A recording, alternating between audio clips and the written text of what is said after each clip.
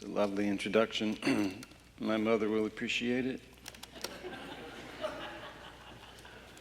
Before we launch into wherever it is that we're headed, I want to express my deep, heartfelt gratitude to you, for you as a community. You hold a place in the discourse. You are seen in ways that you might not know. And so thank you for being who you are, for the faithful witness that you embody in these difficult times. And thank you for your support of Jonathan. His voice is essential in the discourse right now. And what he has to say, the world needs to hear.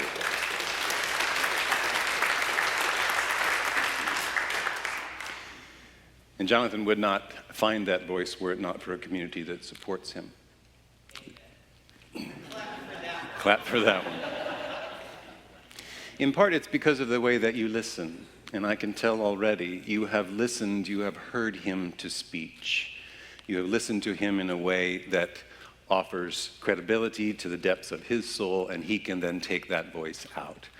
Had he chosen some other vocation, and he certainly had choices, he would have found that voice in some other ways. But you have shaped him, and you have shaped that, and you have shaped us. So thank you.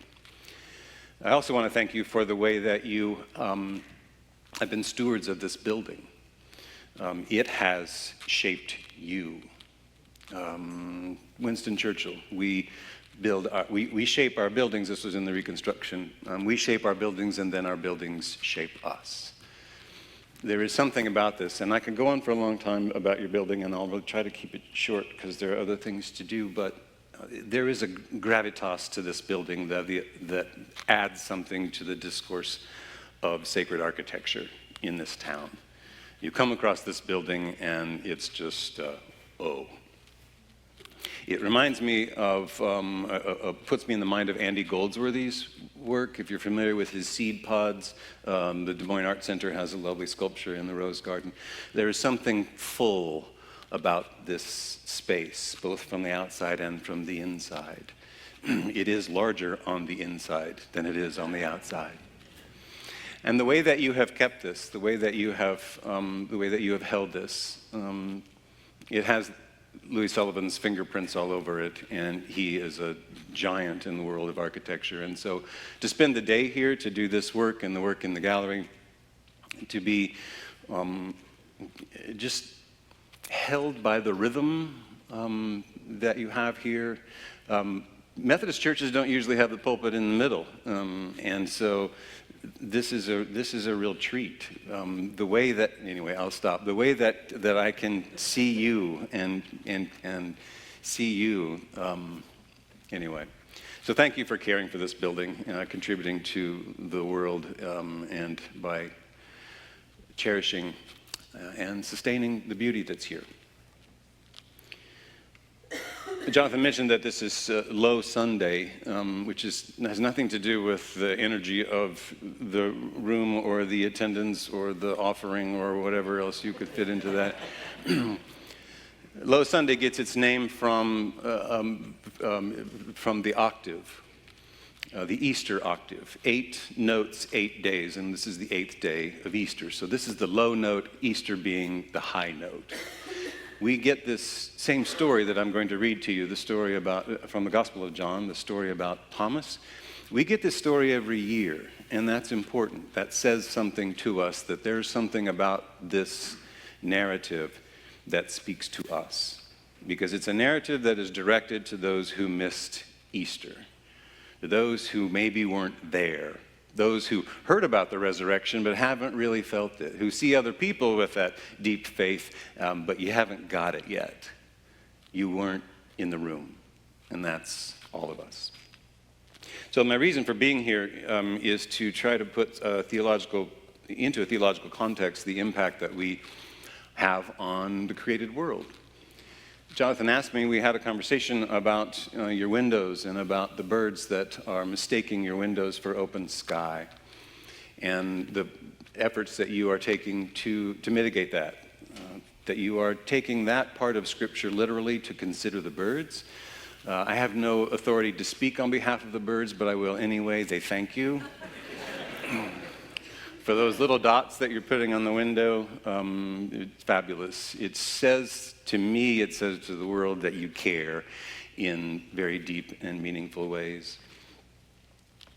But there are, if my research is to be believed, and it's from the internet, so it might not be, roughly 1 billion birds succumb to bird strike, mistaking a window for an open sky. 1 billion birds a year die because they run into the buildings that we erect. Well, like so many other things that are impacting the planet today, it's pretty hard for me to get my head around 1 billion birds, but I can get my head around one bird. Show of hands if you have at some point in your life heard that thud of a bird striking a window. And maybe some of you have gone outside to see if the little creature is maybe just stunned, or maybe you've even picked it up and tried to rescue it, to hold it. That impulse that we have is a very human impulse, and we can't help but love in that way. So the piece that I have installed in the gallery upstairs is a memorial. Part of it was informed by the roadside memorials that I visited recently in Minneapolis, to Renee and to Alex. If you haven't been there, I would recommend it, but you know what happened, you know those shootings, you know the murder at the hands of the authorities. And their memorials are low, and they spread out, and there are flowers, and people bring things because they want to do something, to contribute beauty to this painful episode. So the memorial that you'll see upstairs is rather low. That's where this bird in particular that I'm memorializing likes to hang out. Rather than focus on 1 billion birds, I'm focusing on one, inviting you to focus on one. One small bird, a sparrow, specifically a dark-eyed junco. This was a bird that didn't run into your building. It was a bird that ran into my window. So the photographs that you see up there are from this bird. And I'll tell the story more when we're up there, but that's just what you'll find when you go up there. The name of that particular memorial is called Not Forgotten. And if you're familiar with that passage in, is it Luke? You're the biblical scholar here. Luke 12, I think, where Jesus is talking about the value of human life, and that 5 sparrows you can get for 2 pennies. Well, you know how much pennies are worth. 1 penny is worthless. It costs more to make a penny. And 5 sparrows, 1 sparrow isn't even worth 1 penny, so it's beyond worthless. It's worth less than less. And yet, when one falls, they are not forgotten. So if God's remembering the fallen sparrows, I think the very least that we can do is to remember them as well. So thank you again for listening me into speech, for hearing me, and to drawing out. We have a tendency to think that listening is a passive activity, that you just sit there and you just get your cup filled up. It's not, of course, any more than a midwife is just there to catch the baby. What you are doing with your listening is drawing out the depths and the honesty and the truth. And so I thank you for that. We're going to pass the peace today in a slightly different way than usual. Passing of the peace most often in communities, I don't know how you do it, but you probably stand up and you can kind of move around a little bit, and maybe you shake hands, or maybe you do some sort of a dance with choreography and elbows, and maybe you hug. It's the one time in the life of the church where you can have a free reign. You can like just go wherever you want. You can avoid somebody. Don't tell me you haven't done that, because you have. Or you can move to somebody that you want to make sure that you extend the peace to them. The reason why we do that comes from the text that I'm going to read to you. The first words that Jesus utters after resurrection are, "Peace be with you." So that's the Easter greeting. And we give that every year. We give it every year. We give it every year at this time of year. We also give it every Sunday to one another. May peace be with you. So the way that we're going to pass the peace today isn't going to be moving your bodies. I'll give you a chance to move your bodies later on. But the way that we'll be passing the peace today is by the passing of a dove. Jonathan, I gave you no warning. Can you fetch that dove that's there in the middle of the installation here? We're going to pass the peace by passing this dove. It's going to make its way on a meandering migration through every set of hands in this sanctuary. And I apologize to the ushers. I'm about to give you more work, and I didn't even tip you off. But as ushers, your job is going to be, if the bird needs to scoot from one side to the other, you will get to sort of shepherd that along.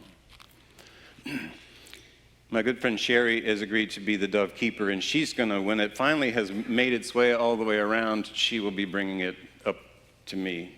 Thumbs up.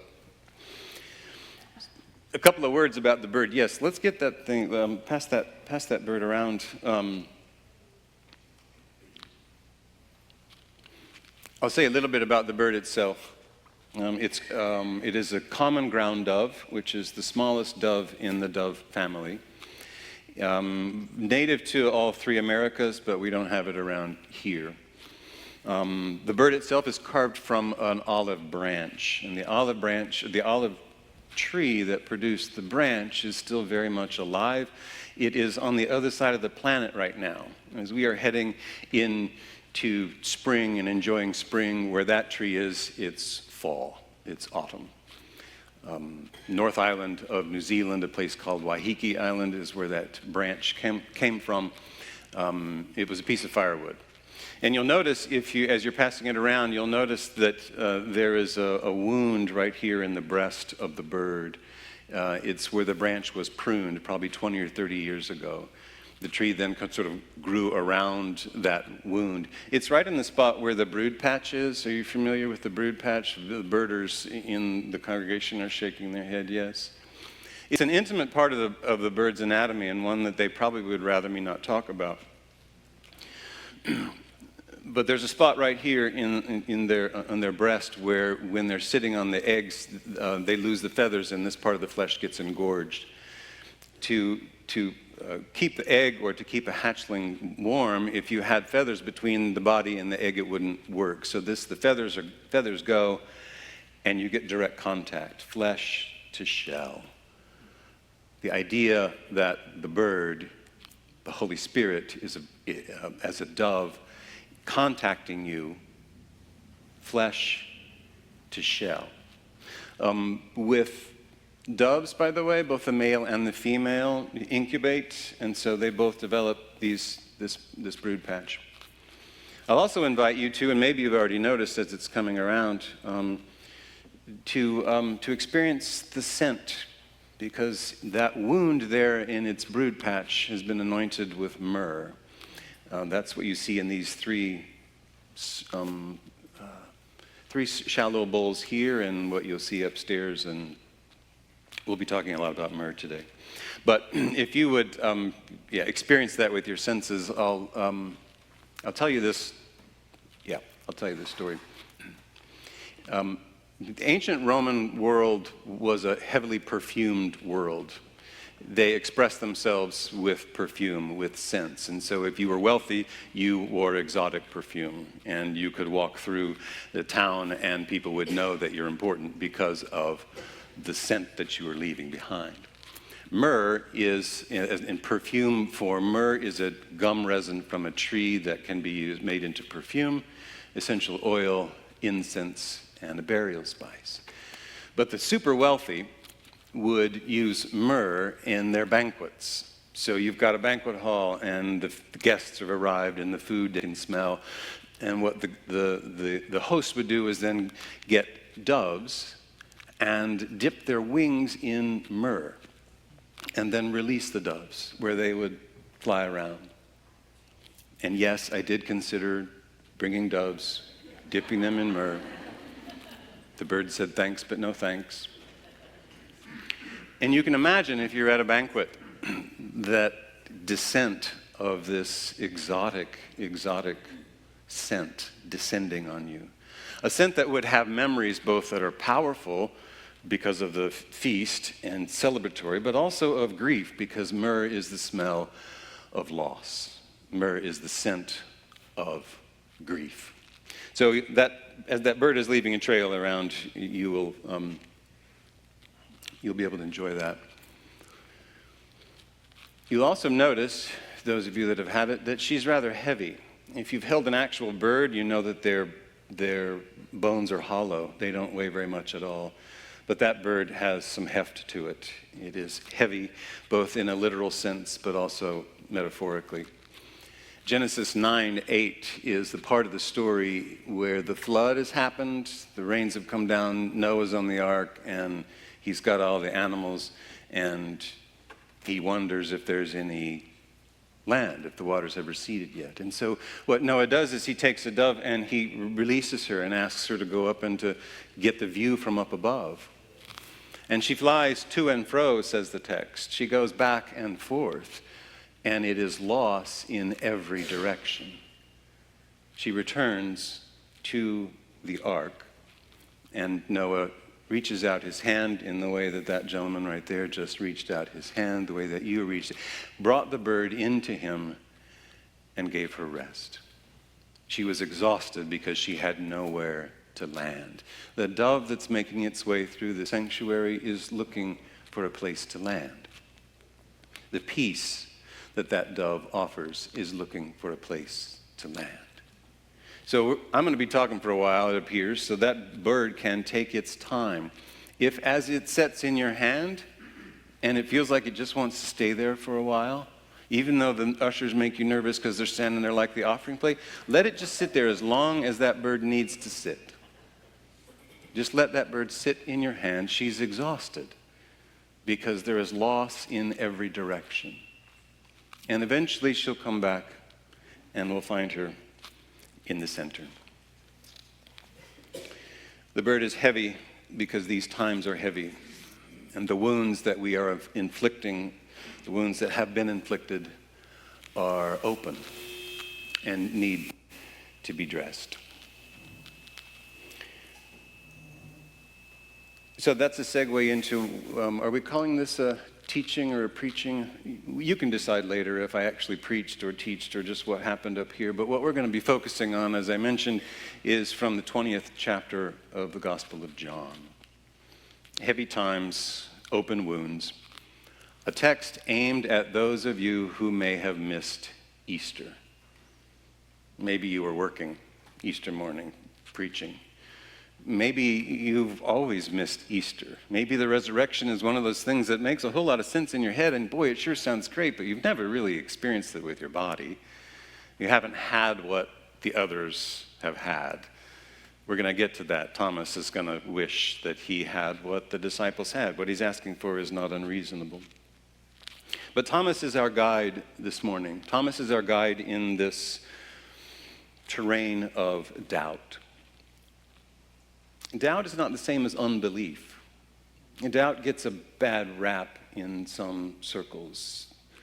With Thomas as our guide, we will soon learn that doubt is a threshold, doubt is a doorway. On the other side of that is a deeper experience of belief. It is part of the journey. It is to be appreciated, and I think is essential. Thomas is also going to tell us what to do with the myrrh that is here, the myrrh that is here, the myrrh that is upstairs. It's the agenda item on the meeting that the disciples have called. The disciples have called this organizing, gathering. They're in the upper room, and the one agenda item is, what do we do with this myrrh? So, before we know how Thomas helps us with what to do with the myrrh, let's back up a little bit and let me describe a little bit about what myrrh does. As I said, it's a gum resin. It is secreted from a tree that grows in some of the harshest climates, harshest places in the world. Darfur, for example, is a good place to get myrrh. Tiny little shrub of a tree, almost a bush, grows in very little soil. Harvested, this gum resin is, by cutting into the tree, and then as it weeps, this resin, it staunches the wound. So think of it as a scab. Think of it as something that hardens and restores the wholeness for the tree. We as human beings, for thousands of years, have harvested that gum resin and used it, as I said, for perfume and for incense and to anoint our dead and to treat open wounds. It's a painkiller.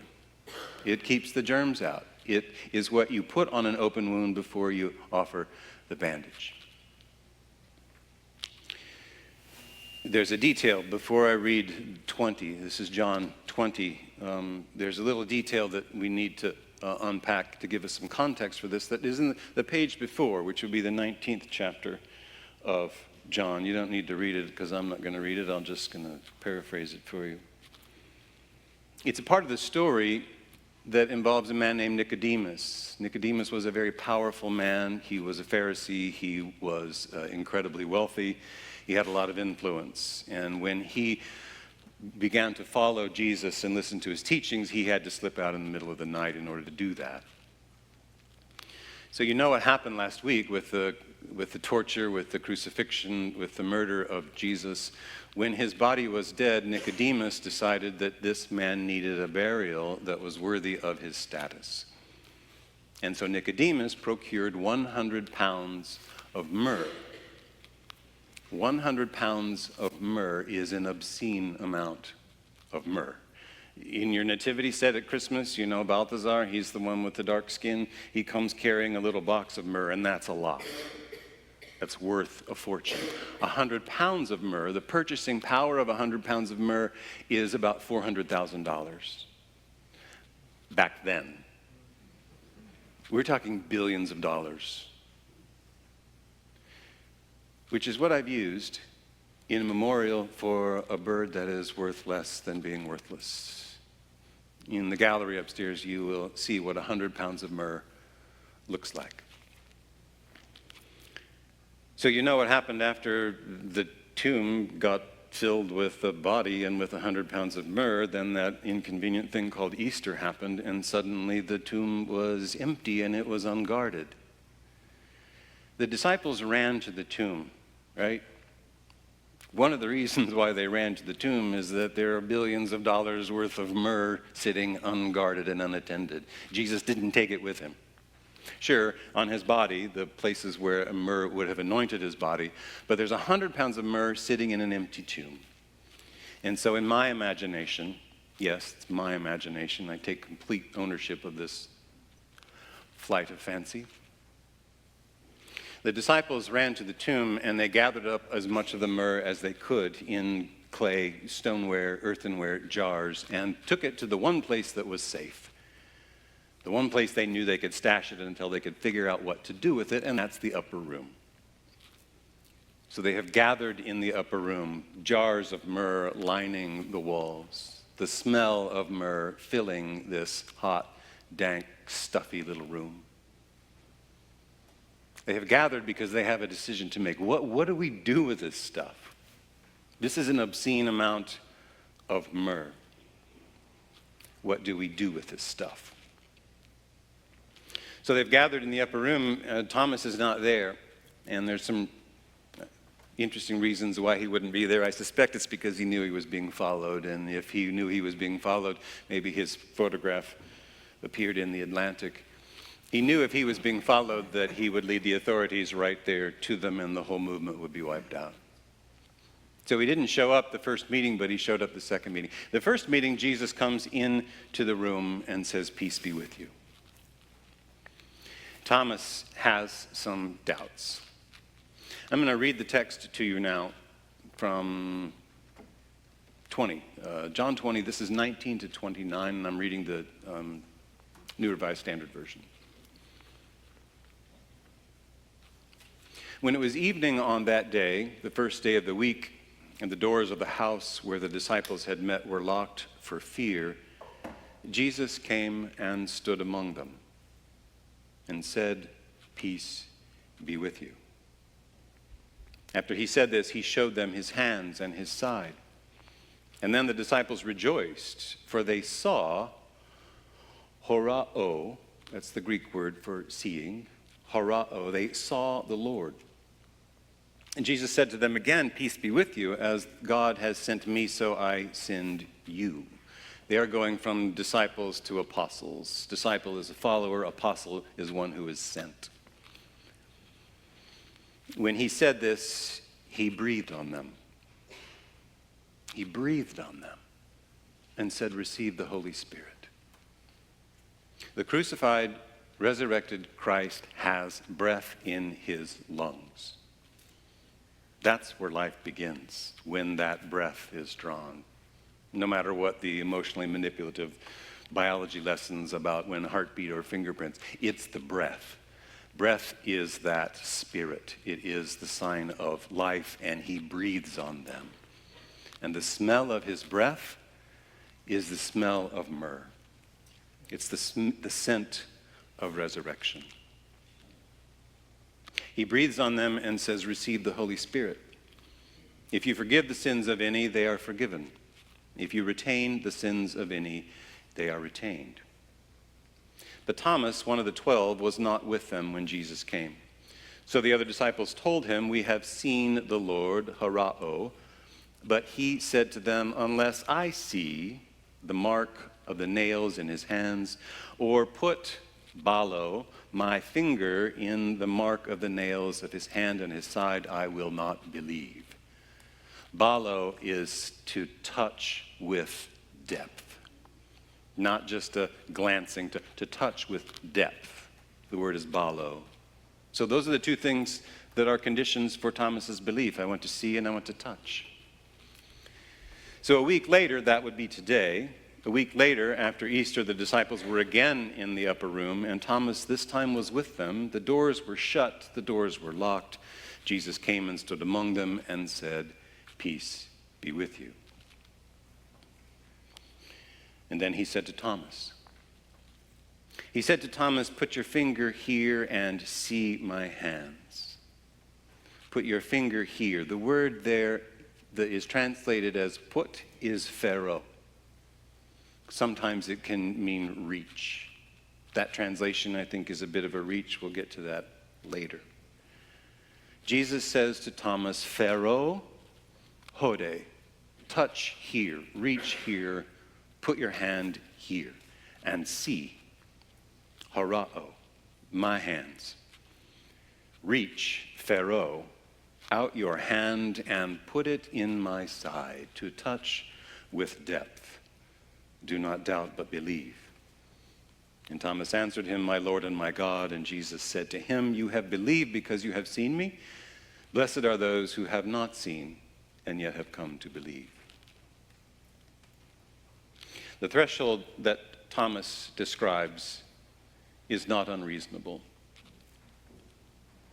His mates, his friends, saw and touched and felt the presence of the resurrected Christ, and he simply says, when I have what you're having, I'll believe what you believe.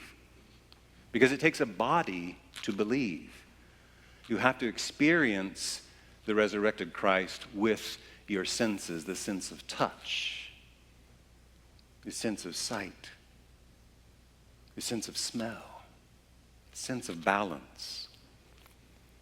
Thomas is asking to see and to touch. And Jesus comes to him, walks over to Thomas, and he lifts his garment, because in the resurrected Christ has to be wearing something. This part of his body on his side is the most vulnerable part of your body, right? Anybody who has been tickled knows that this is prime real estate. He lifts the garment and exposes the wound here, this incredibly vulnerable part of his side. And what you would expect him to say, what I would expect him to say would be, balo, go ahead and touch here. But the word that he uses is pharaoh. Pharaoh. Now, as I said, oftentimes translated as put or reach, but I think there's more going on here. And the reason why I think there's more going on here is if you do a simple little search of Pharaoh in the Gospels, how are these people using this word? And by people, I'm talking about the writers. Where else does this word appear? I'll give you three. One of them is with the friends of the man who was disabled. He could not make it to see Jesus. His body would not allow him to make it to Jesus, but his friends would. And his friends carried him. Pharaoh. It means to bear, it means to carry, it means to endure. Simon of Cyrene, crucifixion, on the way to the road of the cross. Simon of Cyrene is seized by the authorities and forced to carry the cross of Jesus. Pharaoh. Nicodemus, when he comes to the tomb bearing 100 pounds of myrrh. Pharaoh. Another one, Salome, when she is carrying the silver platter with the head of John the Baptist. Pharaoh. Jesus turns to Thomas and he lifts his garment and he opens up his side. Bear these wounds. Carry these wounds. Endure these wounds. Thomas, sitting stone-faced, his arm on a large earthenware vessel of myrrh, he takes the lid off of the myrrh and he inserts his hand into the jar. Not just to the fingertips, past the palm, wrist deep, and lifts his hand, now glistening with the oil of myrrh, and touches the side. He's dressing the wounds of Christ. Jesus who is breathing. He breathed on them. Life is in him, which means pain is in him, and myrrh will ease your pain. Pharaoh, touch the wounds of Christ. With Thomas as our guide, if you want to have an experience of the resurrected Christ, touch the wounds of Christ. If you're looking for that Easter experience, ease the pain of those who are the least and the lost and the vulnerable, because the body of Christ is still wounded. The wounds of Christ are still open. If you want an experience of the resurrected Christ, touch the wounds of the least and the lost. This world that you see in front of you, it has a fracture that runs straight down the center. And our response to the word this morning, this is where I promised that you would get the chance to move around a bit, and where we say, or where I say, apologies to those of you who are with us remotely, Facebook or a video. You won't get a chance to move around the sanctuary, and that is your loss, and I would invite you at some point to make a pilgrimage here. But what I'm going to invite you to do are 3 things in this response time to the word. Actually, probably 4 or 5 things, but let's stick with 3. I'm going to invite you to move around the sanctuary. I am inviting you to remove your shoes, only if you feel comfortable. There's a lot of good reasons why shoes need to be kept on feet. But if you remove your shoes, I promise you, you will have a different experience of this space than if you have shoes on. You just will. So I invite you to remove your shoes, and then to move in this space. We're going to have, it's ambulare divina, sacred walking, a sacred saunter through the sanctuary. Sorry for all that alliteration, but it's the rhythm here that just gets me. So what I'm inviting you to do is to go to a place where you don't usually sit, to see this space from another point of view. Yes, you can come stand right here and you'll know what I'm talking about, how cool this is. And maybe some of you have never been to the balcony. It's steep. It's not for the faint of heart. But the view from up there is not the view from over here. So we're going to take our time and invite you to amble about. But please know this is an invitation. So remaining seated where you are right now is a perfectly appropriate response to this invitation. This is just something, if you feel like you would like to move about, you're invited to do that. We will sort of figure this out collectively on how long it lasts. But while you're moving about and you're seeing this space from these different vantage points, there are 2 tables here. And on those tables, you will find small shallow bowls of essential oil of myrrh. For those of you on video, I invite you to go to the kitchen and get some olive oil and do the same thing. Also, those of you, would invite you to go outside and to get something that is aromatic, something that has a scent. It can be a flower, a handful of grass, something that has some odor to it. Oh, and a candle. Light a candle. For those of us in the room, I invite you, if you feel so moved, to dip your finger in the shallow bowl and to place small little circles in the palm of your hand. And then rub your hands together, and you'll feel the warmth, and pretty soon you will have the scent of resurrection. Flanking the model of the earth that is bridged right now by a large fracture, a large shard of glass. Flanking this model, you will see that there are two bowls of the gum resin, of myrrh, the particles. That's the raw material from which you make the oil. You'll see on these, the small tables, there are some big chunks. That's what you would get if you went and you just plucked it right off of the tree. So what I'm inviting you to do as you stare at this image of the world, and it's an impossible image, by the way. When you come up here and you gaze at it, you will realize that you can see all of the land masses at the same time. Usually, those beautiful photographs that we have from Artemis, you only see one part. In this image, you can see all the land masses, and small white lines will outline the fault lines of planet Earth. And yes, there is a fault line that runs right through the Dead Sea and right through Gaza and Jerusalem. This world of ours is wounded. The wounds are open, and they long to be restored. So I invite you to reach down and pick up a handful of myrrh and to spread it anywhere on the world where you know needs to be restored. Any place where those wounds are open. I know some of you might like some precision, so you'll find in these bowls there are little tiny vials, and you can place that very intentionally on the eye of the storm that is approaching Washington, D.C. Or you can place it intentionally on New Zealand, where that dove comes from. Or you can stick it in your pocket and take it home and put it on your altar, wherever it is that sacred things go. Or you can take it with you the next time you are visiting somebody that you know yearns to be made whole. So as we're ambling about, you've got oil to anoint your hands. You've got myrrh to anoint the fractured world. And as we're doing this, my friend Bill Daylong will be offering his prayer. You'll hear some notes descending as the scent of myrrh.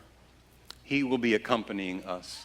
And when we're finished doing whatever it is that we do, sort of go back to where you are now, and I'll stand up and maybe say a word or two, and we'll find the exit with Jonathan's blessing.